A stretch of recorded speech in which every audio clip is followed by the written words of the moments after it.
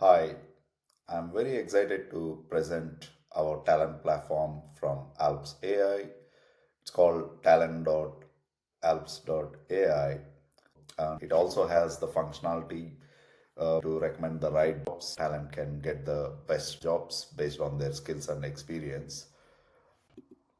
Let's look at a short demo of the talent platform. Uploading my CV here.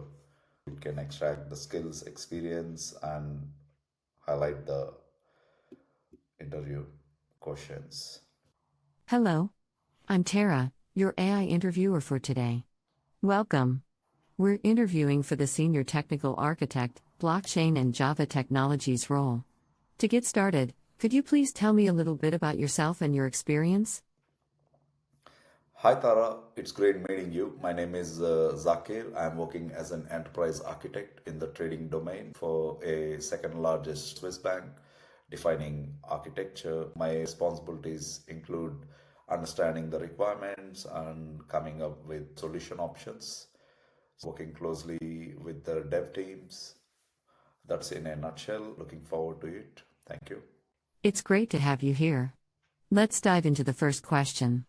Explain the concept of a smart contract in the context of blockchain technology and how it can be implemented using Java. It's an agreement between two parties. It can be a work contract or it can be a service contract. You create a contract in blockchain using Ethereum or some other framework, and the underlying technology can be represented in Java or any other object-oriented technology.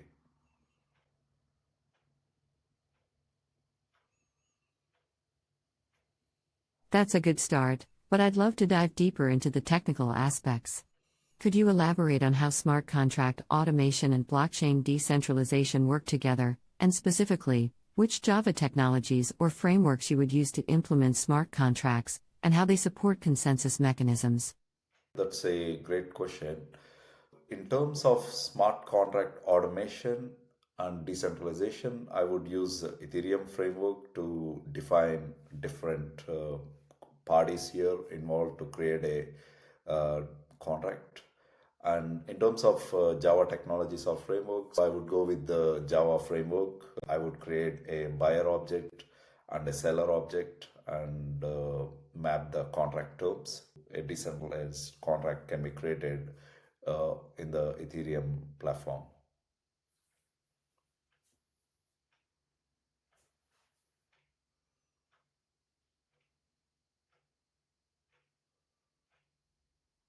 I appreciate you sharing your thoughts on that.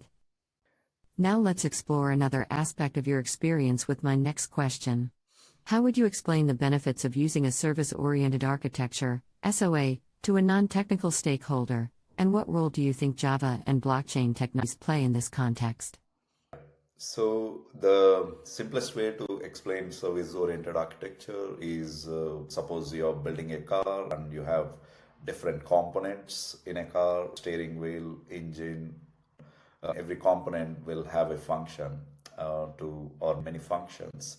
And it's the same concept in building software too, specific to service-oriented architectures. You can consider engine as a service and steering wheel as a service and the gearbox as a service. You think in terms of independent services, and when they all come together, they provide a fully autonomous service-oriented architecture is built as you can create independent services that are functional and that can be cross-functional too. And bridging all these services, you can build a scalable solution. I would explain in that manner. And Java is modular. You can create all these services using the standard service-oriented architecture. And blockchain, if you want to make it decentralized, that is where blockchain technology comes into play.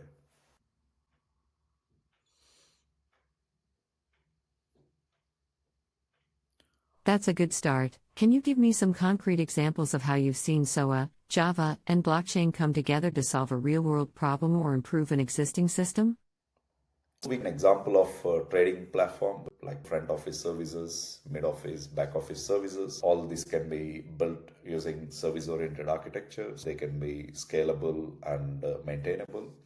With Java, it is possible to implement all these services using Java and REST API. They can be independent and integrated. For blockchain, if you want to make it decentralized rather than centralized application, the settlement can happen over the blockchain framework. That actually brings us to the end of my questions. Thank you for sharing your experience with me. Have a great day. That's a great assessment here. I see, obviously, I did not work with blockchain for a long time, and it's a practice interview. I see the recommendations are quite interesting. So thank you for your time.